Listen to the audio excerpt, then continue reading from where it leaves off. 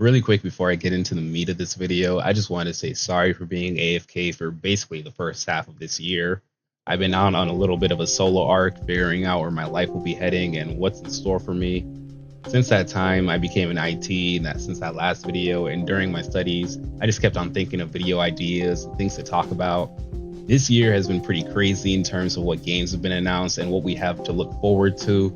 In this video, we'll be talking about the Metal Gear Solid Collection Volume 2. I can't remember if it was the last Metal Gear video or the one before that, but I did predict that we would get the Master Collection Volume 2 at the beginning of the year.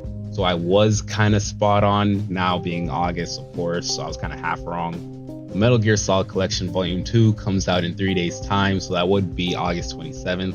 And holy, it's kind of insane that Guns of the Patriots is coming out of PS3 jail, since it gives newer fans a way to see how Solid Snake's story concludes, especially in a day and age where people don't know how to emulate for some strange reason. In my ranking video, I did say that the game was really good, but it's literally just callbacks.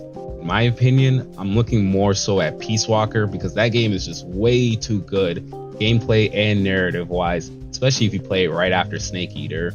Konami also confirmed that there will be renders and more modern graphics and things such as the loading screen to bring somewhat new life into the game.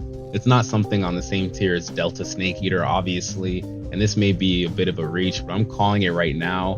Since I was half right about the Volume 2 release window, Peace Walker is going to get the Delta treatment next. Then they'll look back at the 2D games Metal Gear and Metal Gear 2 Solid Snake.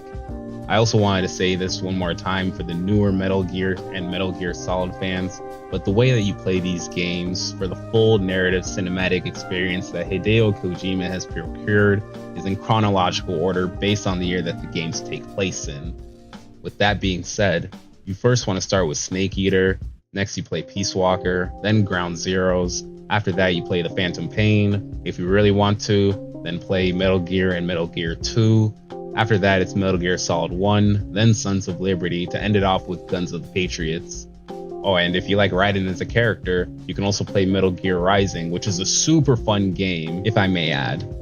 I wanted to make this video as a way to show that I am back and that these types of videos where I talk about news or game releases or really whatever I want to talk about aren't going anywhere. I've been invested in Deadlock and recently got back into Final Fantasy XIV at the end of last year, so I will be covering those here and there, mainly patches or other video ideas like that.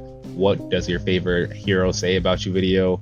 And with Final Fantasy XIV, I do want to start talking about that, especially since we have a new expansion called Evercold coming out in January. That's it for me today though. First day back and all. Thanks for watching, leave a like, subscribe, and goodbye.